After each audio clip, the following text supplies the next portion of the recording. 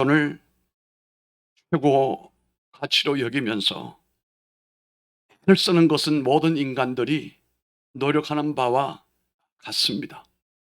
인간은 이렇게 살아남으려고 하는 이 생존력이 강력한 본능을 가지고 우리가 태어나고 일생 동안 그렇게 도전하게 되게 됩니다.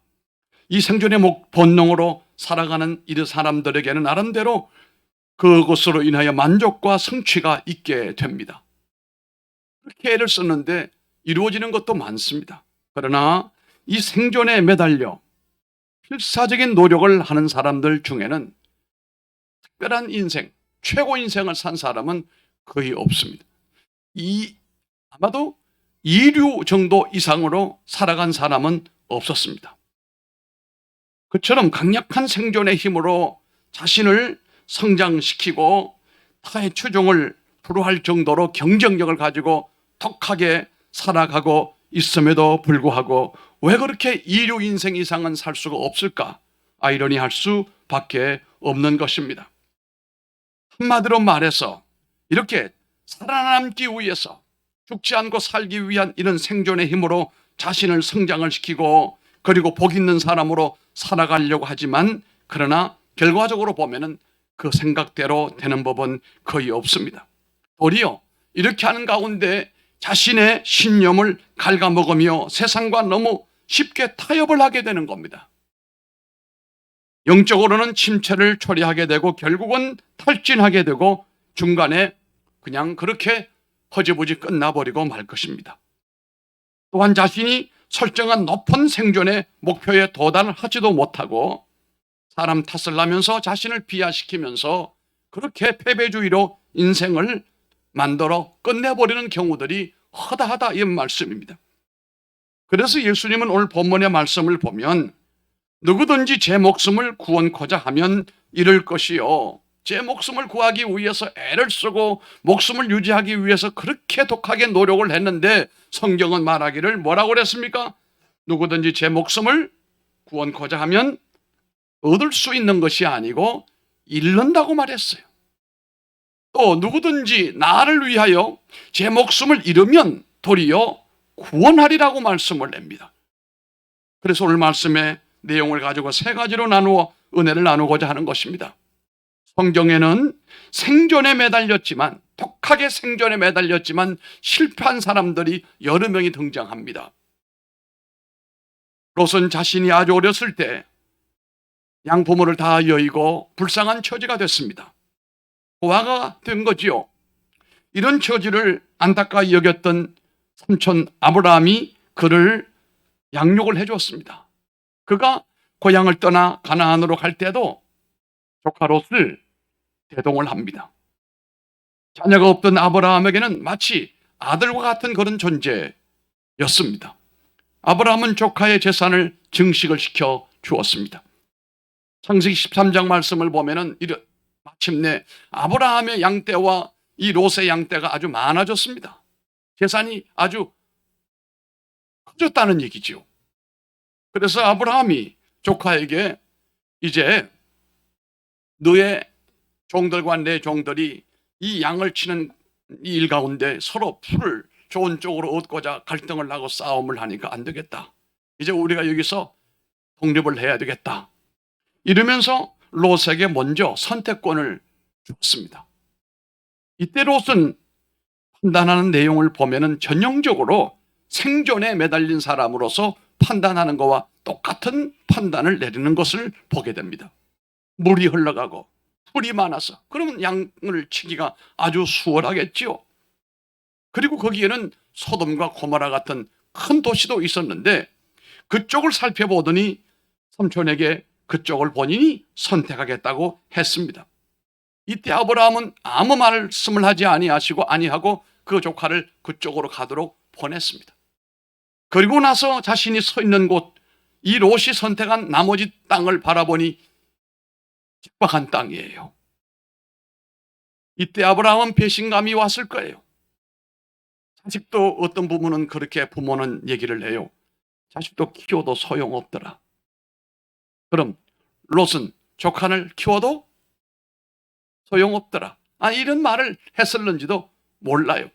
그러나 아브라함은 믿음의 사람이기 때문에 그 롯을 자식처럼 생각하기 때문에, 그러나 그렇게는 느꼈는지 몰라도 말은 하지 않았어요.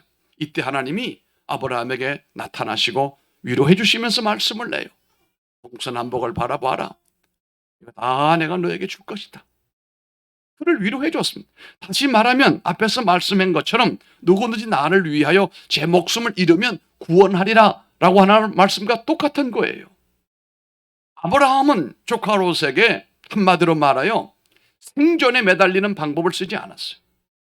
조카에게 먼저 선택권을 주고 자신은 험한 길로 나가게 되었던 것을 우리가 보게 됩니다. 그런데 문제는 이 롯이 그렇게 선택을 했지만 그 선택이 복된 것으로 가지 못했습니다. 소돔 고모라가 멸망당할 때 이 롯의 가정은 완전히 깨져버리고 말았습니다. 그곳으로 갔을 때 자신의 가족을 잃어버리는 슬픔을 경험을 했고 영적으로도 타락을 하게 된 것입니다. 롯은 전형적으로 한마디로 말하면 생존의 목적으로 살아갔던 사람이고, 아브라함은 믿음으로 살아갔던 사람입니다. 오늘 우리가 세상을 살 때에 생존의 목적으로 살고 돈 버는 목적으로 살고 사람들을 밟고 내가 그 가운데 출세하기 위해 살아가려고 하는 사람은 참 무서운 사람이에요. 부모도 형제도 자식도 눈에 보이지가 않아요. 그러나 믿음으로 사는 사람들에게는 그렇지가 않다는 말이에요. 성경 속에 그런 사람들이 많이 등장을 합니다. 아나니아와 삽비라를 우리가 살펴보게 되면 초대교회 바나바가 아무런 조건 없이 그런 믿음으로 어려움 당하는 사람들을 위하여 자기가 땅을 팔아서 이것을 사도들의 발 앞에 놓고 이곳으로 구제 사업을 하게 했습니다. 이곳으로 인하여 바나바는 자신의 이름을 드러내고 교인들 가운데 존경을 받으려고 하는 그런 목적은 전혀 아니었습니다. 목적 자체가 생존의 목적이 아니니까, 믿음으로 한 일이니까. 많은 교인들은 그러나 이런 부부를, 이런 바나바를 칭찬하고 그를 존경해 마지 않았습니다. 이것을 보고 있던 한 부부가 있었는데 아나니아와 삽비라였습니다. 이 부부는 우리도 이렇게 존경을 받아야 되겠다. 땅을 팔았습니다. 그리고 다 바치려고 했더니 아까웠습니다. 절반을 남겨놓고 절반만 가지고 가서 전부라고 얘기했습니다. 그 거짓말로 인하여 성령이 침으로써 그 자리에서 죽어버리고 두 부부가 같은 날 죽음을 당하는 이런 안타까운 일이 벌어져 버리고 말았습니다. 아나니아와 삽비라 부부는 한마디로 말하면 생존 목적으로 살아갔던 사람, 출세 목적으로 살아갔던 사람이에요. 여러분, 사울왕을 잘 아시죠? 자신의 왕좌와 나라를 계속해서 차지하려고 하는 생존의 목적으로 그는 매달렸습니다. 그는 모든 영광을 하나님께 돌리지 않고 자신에게 돌리려고 했다가 결국은 비참한 왕이 되어버리고 말았습니다. 이스라엘이 가나안을 점령할 때에 여리고를 함락하기 전에 하나님께서 그들에게 말씀했습니다. 여리고 성 안에 점령하고 난 다음에 그 어떤 것도 사사로이 취하지 말고 전부 죽이고 전부 버리라고 했습니다. 하나도 취하지 말라고 했습니다. 그런데 나중에 보니 아간이라는 사람이 있는데 이 아간이라고 하는 사람은 그것이 아까워서 금과 은과 신할산 최고급 외투를, 트롯을 보자마자 눈이 획 돌아갔습니다. 이걸 숨겼습니다. 한마디로 말해서 이것을 보는 순간에 생존에 매달리는 유혹을 받아서 이것들을 숨기게 되었던 겁니다. 이것을 모르고 그들이 조그마한 아이성을 점령하러 갔는데 완전히 패해버리고 청년들이 많이 죽음을 당했습니다. 하나님의 거룩한 역사를 위해서도 자기 생존의 목적과 자기 이익을 구하는 사람들 때문에 공동체는 힘들어지게 되는 거예요. 우리는 교회를 힘들게 하는 것이 아니고 교회를 더 은혜롭게 만들고 부흥되게 만들고 복되게 만드는 사람이 되려면 생존에 매달리지 말아야 돼요. 자신의 유익을 구하지 말아야 된다는 사실입니다. 이들은 자신의 생존에 매달려 붙잡고 있는 것을 절대로 놓치지를 않았던 것입니다. 그러나 그들은 마침내 그것들을 끝까지 지켰느냐? 아닙니다. 다 잃어버리고 말았습니다. 그들은 어떤 수를 쓰더라도 나만은 살아남아야지 하는 태도를 가졌지만 그렇게 되지가 않았습니다. 그러나 성경에 생존에 매달리지 않고 사명으로 살아간 사람들이 있어요. 그들의 모습을 살펴보게 되면 첫째로 바벨론의 포로가 되었던 믿음의 청년 사드락과 메삭과 아벳노고는 포로지에서도 하나님에 대한 신앙을 지키고 그들은 사명을 가슴에 품었던 청년들이에요. 마침내 이것 때문에 사자굴에 던져지게 됩니다. 그런 상황에서도 자신들이 생존에 결코 매달리지 않았습니다. 죽으면 죽으리다라고 하는 신앙으로 사명감으로 끝까지 나아갔던 것입니다. 그들은 항상 하나님께 자신들을 구원하실 것을 믿었으며 그리 아니하실지라도 그들은 마땅히 우리는 사명으로 믿음으로 살아가리라고 다짐을 했습니다. 그런데 사자굴에 들어갔는데 문제는 사자들이 굶주린 사자들이 던져지게 되면 갈기갈기 물어 뜯어 죽어버리고 먹어버릴 텐데 이 세 청년들을 보자마자 아무도 청년들에게 해를 끼치지 않았어요. 사자들이 그들을 하나도 건들지를 못했습니다. 오늘 이 말씀, 누구든지 나를 위하여 제 목숨을 잃으면 구원하리라. 아멘. 주님을 위하여 생존에 매달리지 아니하고 사명으로 살아가면 주님은 그들을 어떤 환경 어떤 여건에서도 길을 내시고 구원의 손길을 베풀어 주시는 줄로 믿으시기를 바랍니다. 그들은 사자굴에서 건짐을 받았을 뿐만 아니라 항상 하나님께서 자신들을 그렇게 인도하실 것을 믿었는데 마침내 하나님은 그들을 살려주실 뿐만 아니라 그들을 높은 자리로 승진을 시켜주었던 모습을 우리가 보게 됩니다. 뿐만 아니라 아브라함이 하나님의 축복으로 100세의 아주 귀한 아들을 이삭을 얻었지 않습니까? 그런데 하나님께서 아브라함에게 그를 시험하기 위하여 아들 이삭 다 키운 아들 이삭을 그 사랑하는 아들 이삭을 하나님께 바치라고 했습니다. 번제로 아이를 죽여서 바치라 이 말이에요. 하나님이 아브라함에게 네가 자식을 더 사랑하는지 하나님을 더 사랑하는지를 보기를 원하셨던 거예요. 이때 아브라함은 우리가 잘 알고 있는 것처럼 하나님께서 말씀한 그대로 그 아이를 데리고 모리아 산에 올라가서 제물로 드리려고 할 때 하나님께서 그것을 인정해 주시고 마침내 이 세상의 모든 믿는 사람들의 아버지, 조상이 되는 복을 그에게 주신 거예요. 또 있습니다. 가난한 과부가 하나 있었습니다. 요즘의 과부는 생활하는데 불편이 있을는지 몰라도 경제적인 문제는 그렇게 큰 문제가 되지 않을 겁니다.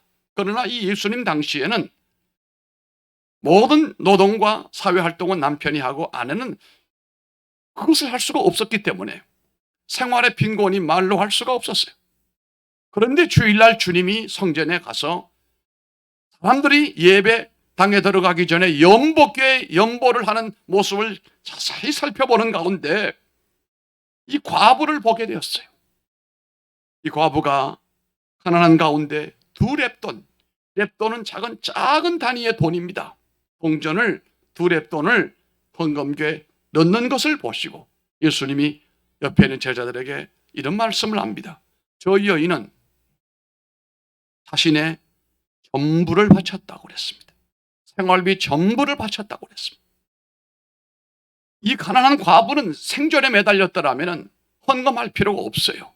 이것으로 자신의 생계를 유지했어야 되죠.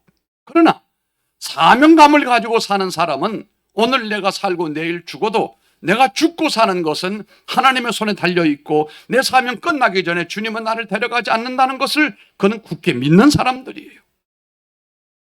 생존의 목숨을 거는 것이 아니고 사명의 목숨을 걸고 하나님 인도하심을 따라 나는 믿음으로 갑니다. 이런 신앙이단 말이에요. 세 번째는 생존에 매달리지 않는 사람에게는 몇 가지 특성이 있습니다. 이 특성이 우리 모두에게 옷 입혀지게 되기를 바랍니다. 바울은 갈라디아 2장 20절에 이렇게 말을 했어요. 내가 그리스도와 함께 십자가에 못 박혔나니 라고 말씀을 합니다.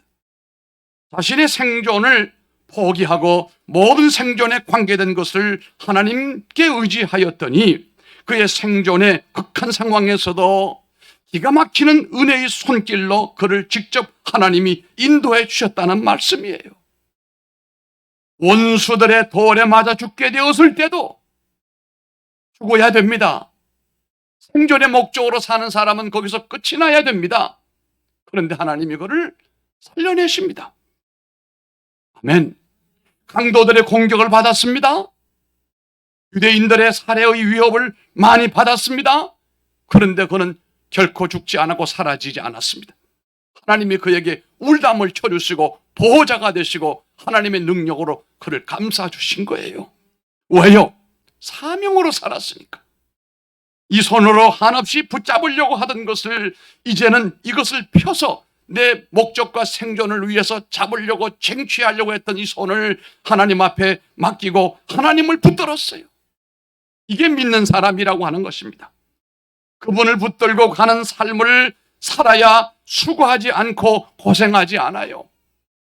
오늘 본문 23절 말씀을 보면은 아무든지 나를 따라오려거든 누구를 부인하래요? 자기를 부인하고 날마다 제 무엇을 지랍니까? 십자가를 지고 나를 좇을 것이니라. 아멘. 이전에는 내게 내 생존을 위하여 살았습니다. 독하게 살았습니다. 죽어나고 살았습니다. 그러나 얻는 것이 별로 없었습니다. 그야말로 베드로가 말했지요. 빈배를 가지고 고기 한 마리 못 잡고 왔을 때 내가 밤새도록 그물을 던졌지만 한 마리 고기를 못 잡았다고 그랬어요. 그때는 노동이었습니다. 생존의 목적으로 그물을 던졌던 거예요. 예수님이 베드로에게 그러나 지금 깊은 데 가서 오른편에 그물을 던져보라고 그랬어요. 그때 베드로가 내가 아는 지식으로는 한 마리 고기를 못 잡겠지만 선생님이 가시라고 하니까 한번 해보겠습니다. 이건 뭡니까? 이건 사명이고 믿음이에요. 그 시간에 거기는 고기가 없어요. 안 잡혀요. 잡히려고 했다면 지난밤에 베드로가 그물을 던졌을 때 그때 잡혔어야 돼요. 낮 시간에 깊은 데 가서 오른쪽에 그물을 던지는 건 역사상 갈릴리 바다가 생기고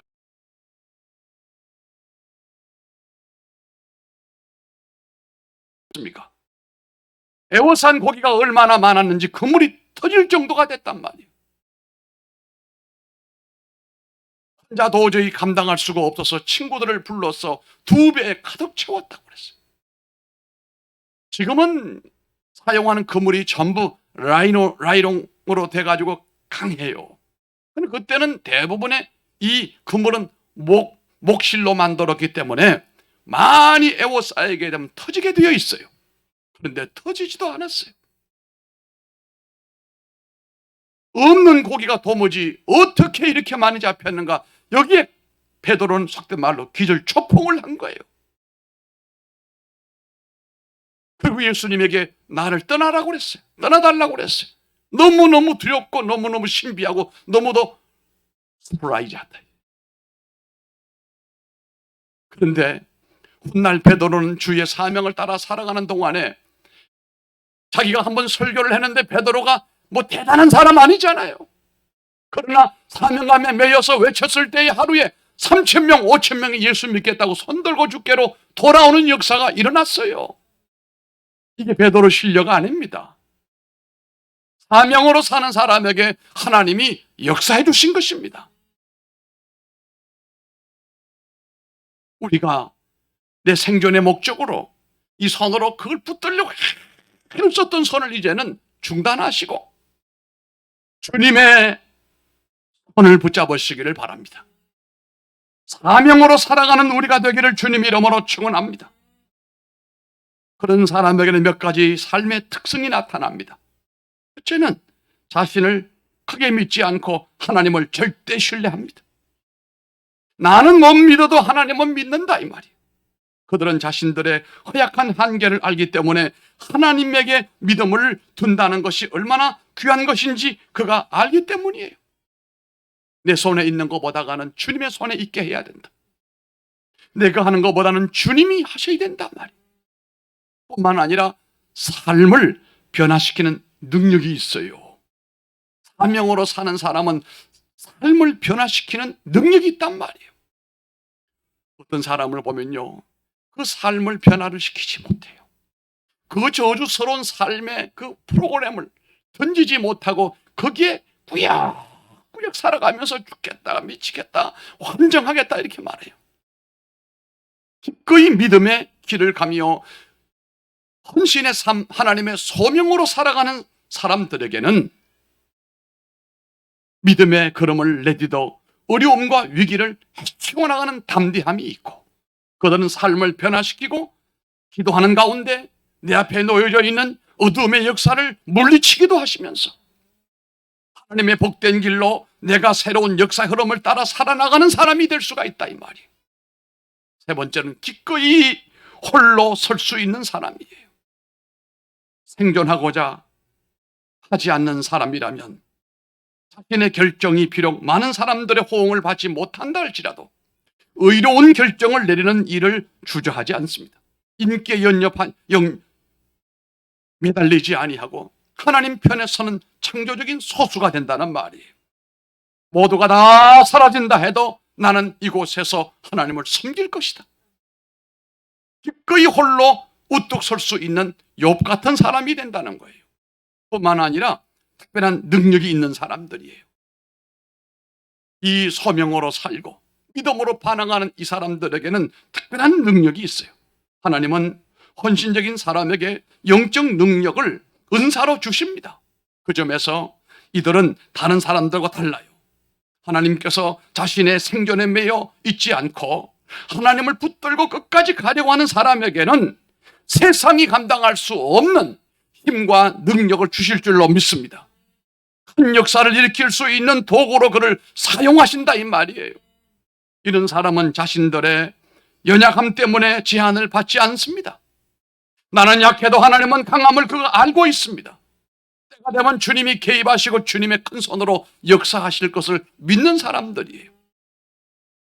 그들은 하나님이 주시는 능력을 지니고 있습니다. 그들의 목적은 하나님의 목적입니다. 그들의 비전은 하나님의 비전입니다. 그들의 능력은 하나님의 능력이란 말이에요. 그들 속에 내재하시는 성령께서 이러한 차이들을 만들어 내시게 되는 겁니다. 동산의 성도들은 사명을 자신의 생명보다 우위에 두시기를 바랍니다.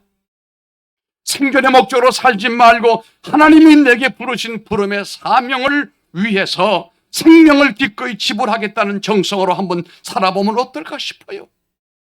내 생명을 주님 앞에 이 사명을 위해서 내가 바치겠습니다. 이 사람은 살아있는 순교자예요. 이런 사람은 하나님이 절대적으로 보호하시고 인도하시고 주님의 도구로 강하게 쓰실 줄로 믿습니다.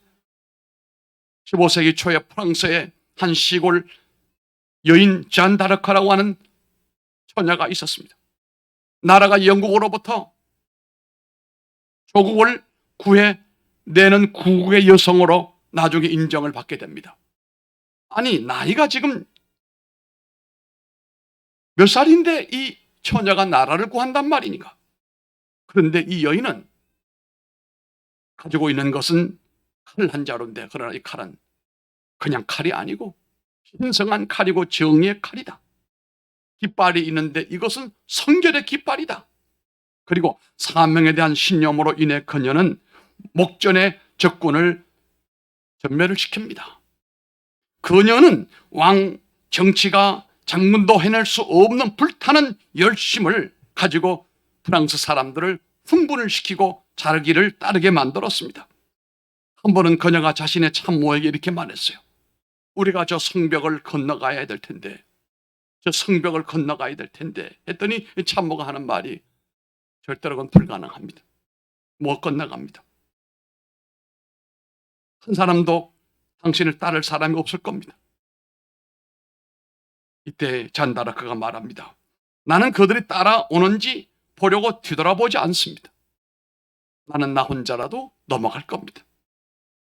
그 말을 남기고 그는 그 성벽을 향하여 뛰어가니까 그 뒤에 있던 군대들이 용기를 내서 목숨을 걸고 뒤따라가서 마침내 그 성벽을 정복을 해버리고 나라를 구했다는 사실 아니겠습니까? 여러분, 이 잔다르크는 자신을 초월하는 목적을 가지고 살았어요. 그런데 우리 성도들이 우리가 살아가는 가운데 생존의 목적으로 살지 않고 살아남기 위해서 내가 살지 않고 하나님의 사명을 위하여 부르심의 소명을 따라서 주님의 역사를 위하여 내가 부름을 받았다라고 하는 사명감을 가지고 살아간다고 한다면 하나님은 여러분의 편이 되실 줄로 믿습니다.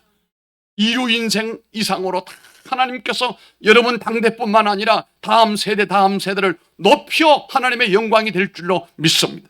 그러므로 우리는 오늘 한 사람의 잔다라크가 되어 사람들을 바라보지 말고 따라오든지 말든지 나는 내 믿음을 가지고 앞을 향하여 하나님의 인도하심을 따라 전진하게 되기를 주님 이름으로 축원합니다.